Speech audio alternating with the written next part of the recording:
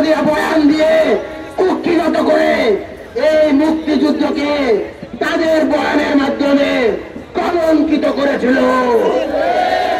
24-এর গণ-অভ্যুত্থানের মধ্য দিয়ে আমরা 71-এর স্বাধীনতা যুদ্ধকে কলঙ্কমুক্ত করে আওয়ামী ফ্যাসিবাদের বলয়ের বাইরে গিয়ে এখন 71কে সার্বজনীন করতে সক্ষম হয়েছি।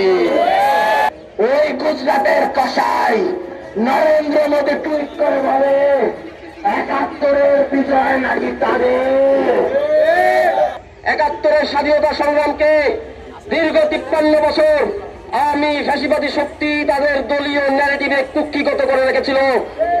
আমরা দেখেছি 71-এ যখন মুক্তি সংগ্রামের প্রেক্ষাপট রচিত হচ্ছে, যখন সারা বাংলাদেশের শ্রমিক, কৃষক, ছাত্র জনতা মুক্তি সংগ্রামের মাধ্যমে স্বাধীন দেশ তৈরির প্রস্তুতি নিচ্ছে, তখন একটি রাজনৈতিক দলের নেতা বারবার আলোচনায় যাচ্ছেন, আলোচনা করছেন, সমঝোতার চেষ্টা করছেন।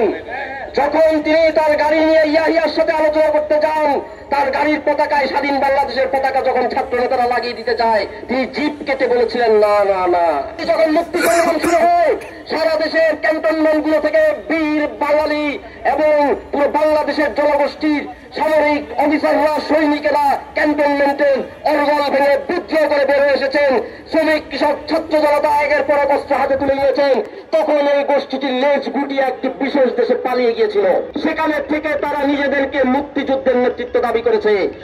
বাংলাদেশের মানুষ বিশ্বাস করতে ভালোবাসে, বাংলাদেশের মানুষ তাদের বিশ্বাস করেছিল। তারা দেশে ফিরে এসেছে। দেশে যারা মুক্তিযুদ্ধ করেছিল, ন্যাপ সহ, বামপন্থী সহ বিভিন্ন পন্থী দলগুলো, মাওলানা ভাসানীর দল সহ সকল দল মত এক হয়ে যেখানে নেতৃত্ব দিয়ে যুদ্ধ করেছে, সেই যুদ্ধ তারা নিজেরা বলল আমরা আমাদের মতো সংবিধান ঘোষণা দিব। তারা হঠাৎ করে প্রত্যেকে প্রেসক্রিপশনে, বিদেশি প্রেসক্রিপশনে 72-এর সংবিধান রচনা করে সারা দেশের মানুষের উপর জগদ্দল পাথর চাপিয়ে দেওয়া দিল।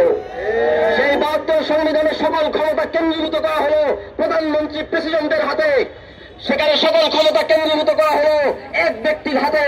পরবর্তীতে এই ধরনের ভার অভিনয়কেও ছুঁড়ে ফেলে দিয়ে 75-এ বাকশাল কায়েম করে বাংলাদেশে গণতন্ত্রকে কবর দেওয়া হলো, জনগণের আকাঙ্ক্ষাকে কবর দেওয়া হলো। 72 থেকে 75 অসংখ্য মুক্তিযোদ্ধা বাংলাদেশে বিদেশি আগ্রাসনে প্রতিরোধ করতে গিয়ে, প্রতিরোধ গড়ে তুলতে গিয়ে নিহত হয়েছে এই বাকশালী ফ্যাসিস্ট মুজিববাদীদের হাতে। বাংলাদেশের সার্বভৌমত্ব হস্তক্ষেপ করা হয়েছে, বাংলাদেশের সেনাবাহিনীকে আঘাত করা হয়েছে ষড়যন্ত্রের মাধ্যমে, বারবার এগুলো করা হয়েছে। আমাদের স্বাধীনতা ও সার্বভৌমত্বের প্রশ্নে আমরা 71 একটি মানচিত্র পেয়েছি লক্ষ লক্ষ শহীদ ভাই বোনদের আত্মত্যাগের মাধ্যমে। কিন্তু আমাদের স্বাধীনতা সার্বভৌমত্ব পূর্ণাঙ্গভাবে অর্জিত হয় নাই। আমাদের লড়াই চলমান।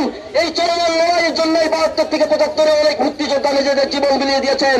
আমরা 24-এর গণ-অভ্যুত্থানকারীরা সেই লড়াইয়ের উত্তরাধিকারী।